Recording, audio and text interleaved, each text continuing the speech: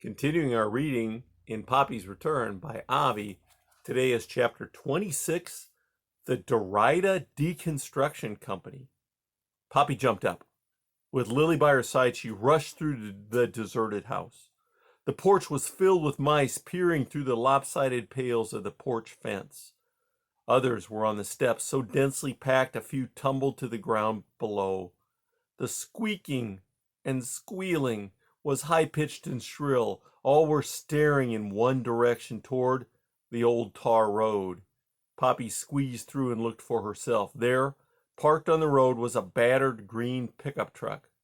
But on the side door was a boldly lettered sign, the Derrida Deconstruction Company. A man sat in the cab staring at Gray House. As Poppy watched, he stepped out. He was a large man with a large stomach, gray hair, and a withered face. He was wearing tan overalls, heavy work boots, and a peaked cap with the word AMPS on it. For a while, the man simply stood by his truck and gazed at Gray House. Then, after exchanging his cap for a yellow safety helmet and giving a hitch to his overalls, he walked slowly toward the bulldozer. "He's going to knock the house down!" cried one of the mice. There was a stampede to leave the porch. "No, wait!" cried Poppy. "Let's see what he does." Breathless, the mice watched as the man went up to the bulldozer. He walked around it once, twice, occasionally tapping the treads with a boot. Then he climbed into the driver's seat. "He's going to start it!" screamed a mouse. "Be patient," urged Poppy. A few of the mice edged off the porch, but most stayed where they were. A sleepy junior appeared. "What's happening?" he asked. "Come over here by me and watch," said Poppy. The man in the bulldozer reached under the levers and seemed to turn something. There was a great roaring sound as the engine started. Black fumes billowed from the exhaust pipe. "Now!" Poppy commanded. "Off the porch! Empty the house! Leave your possessions! Just go!" There was no holding the mice back. With a crescendo of terrified shrieking, they poured down the steps and tried to get away. Some of the mice were agile enough to leap from the porch. A few, pushed in the rush, fell. Happily, none was hurt or trampled. Lungwort, supported on one side by Lily and on the other side by Sweet Cicely, came too, with Lily calling, "Please, make room for Lungwort. Let Lungwort through, please." Poppy, with Junior by her side, remained where she was. "Hey, Mama," Junior said, "don't you think we'd better move, too?" "We've got a little time," said Poppy. "I can see what's happening better from here."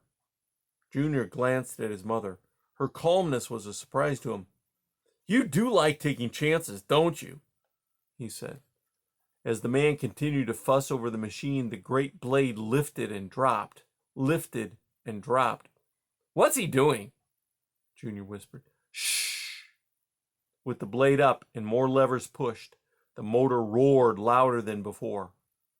Next moment, the bulldozer jolted forward. The mice before the house began to flee. The machine rumbled forward a few yards, turning first one way, then another, until it was aimed right at Gray House. Then abruptly, it halted, blade up. The engine stalled. The man in the cab lifted himself out of the seat and stepped down to the ground. He began to walk toward the house. "I don't get it," said Junior. "Just watch," said Poppy. "But if he gets any closer, be ready to run." A few yards from the house, the man stopped to survey the old structure, then continued on to the porch. "Over here," hissed Poppy. She ran to one side of the porch and hid behind a broken flower pot. Junior stayed close.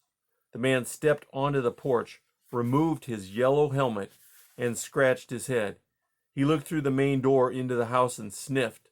Making a sour face, he kicked the door frame and gazed about. On the porch, he shook the old rail, causing it to fall off. Slowly, the man walked back to his truck. He took one final look at the house, exchanged his helmet for his peaked cap, and then climbed into the truck cab. In moments, he drove off. The mice watched in silence. I don't get it, Junior whispered. What did he do all that for? I'm not sure, said Poppy. Testing the machine, perhaps? I think he was deciding how best to knock the house down. When's he going to do that? Soon, I suppose, said Poppy. I hate him, said Junior. Why? It's our house, isn't it? Not his. Poppy looked at him. Our house? What's wrong with saying that? Junior demanded. I thought you hated it. I never said that. The mice began to emerge from their hiding places and return to the house. Jabbering nervously to one another, they endlessly repeated what they had just seen, talking about what might happen next. Come on, Poppy said to Junior. I'd like to look over that machine. Maybe we'll get some ideas, and I need to ask you a few things. And that's the end of chapter 26.